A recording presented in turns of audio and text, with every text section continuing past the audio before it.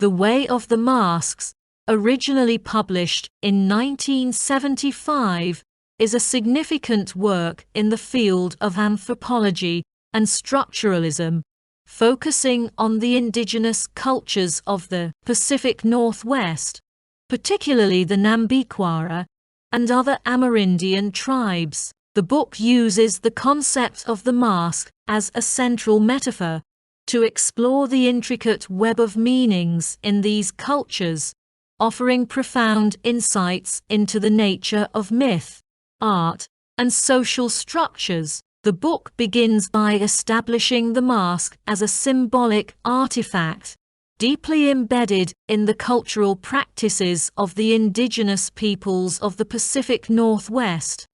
Masks are not mere decorative objects.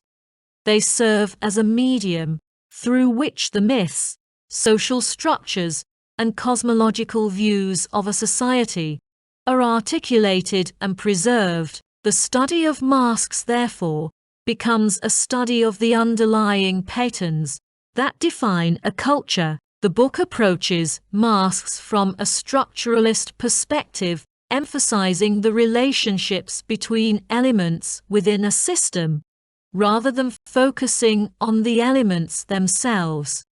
He argues that to understand the significance of masks, one must look at how they function within a broader system of cultural symbols and practices. Masks, in this sense, are part of a larger language through which a culture communicates its most fundamental beliefs and values. A key theme in The Way of the Masks is the relationship between myth and structure.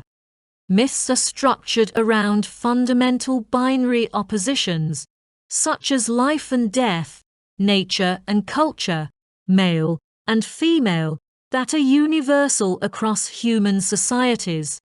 These oppositions are not simply abstract concepts.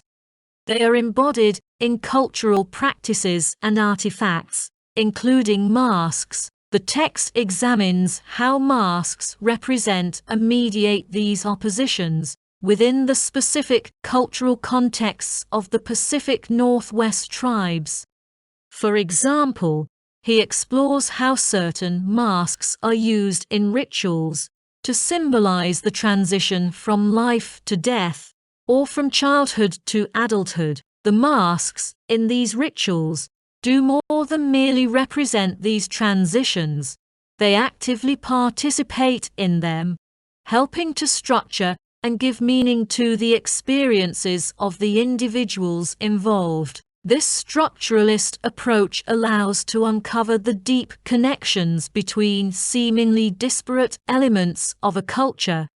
By analyzing the patterns and relationships between different myths, rituals, and artifacts, the text reveals the underlying structure that organizes and unifies the culture as a whole. Another important theme in The Way of the Masks is the role of the artist in indigenous societies.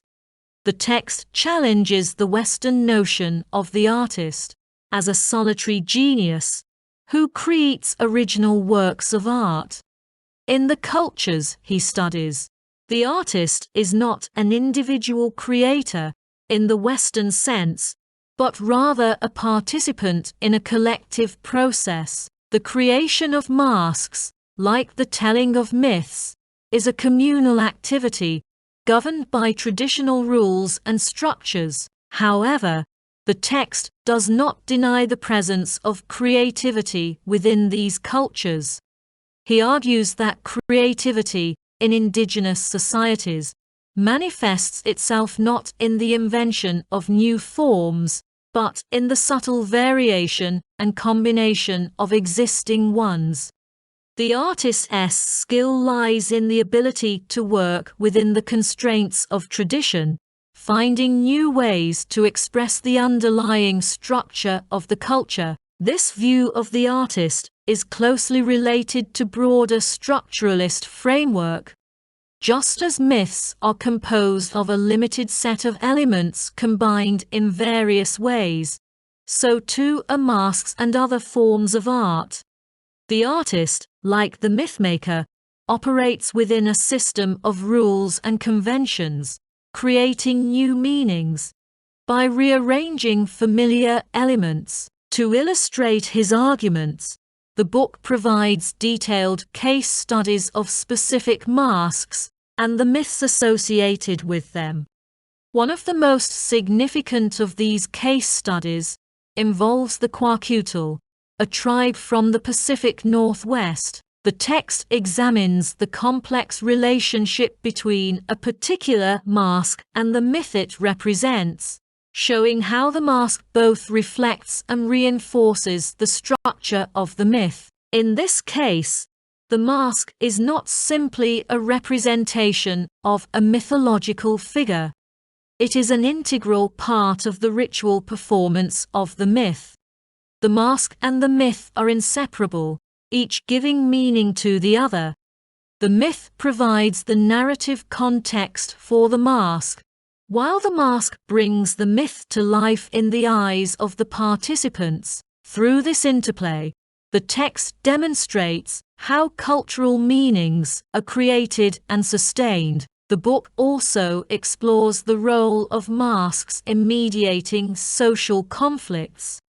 In many indigenous societies, masks are used in rituals that address tensions within the community, such as disputes over leadership or conflicts between different social groups.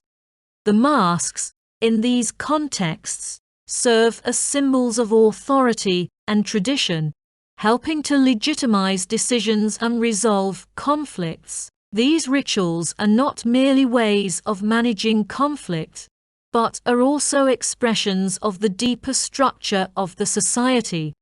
The masks, by embodying the values and norms of the culture, help to reinforce the social order. They remind the participants of their place within the larger system and the rules that govern their behavior. In this sense, masks are both products and producers of social structure. They are created by the society to express its values, but they also play an active role in shaping and maintaining those values.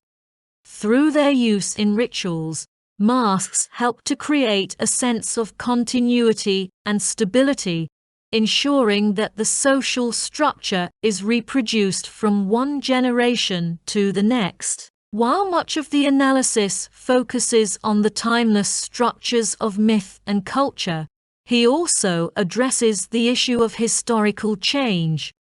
He acknowledges that cultures are not static, and that the meanings of masks can change over time.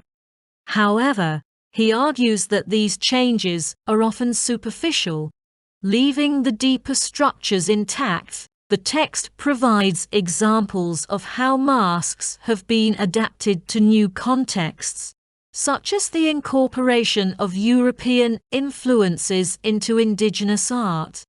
He shows how these adaptations often involve the reconfiguration of existing elements, rather than the creation of entirely new ones. The underlying structure remains the same, even as the surface forms change. This perspective allows to account for both continuity and change in the cultures he studies. He shows that while the external appearance of a culture may change, the deeper structures that organize it remain relatively stable. This stability, he argues, is what allows cultures to survive and adapt over time. In the concluding sections of The Way of the Masks, the text reflects on the broader implications of his study.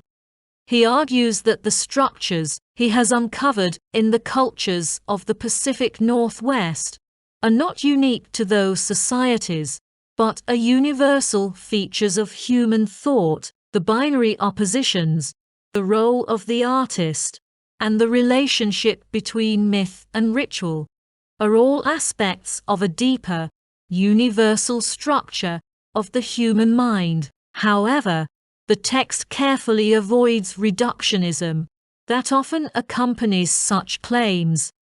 He emphasizes that while the structures may be universal, their specific manifestations are always particular to a given culture. The way in which a culture organizes its myths, creates its art, and performs its rituals is unique to that culture, shaped by its history, environment, and social organization.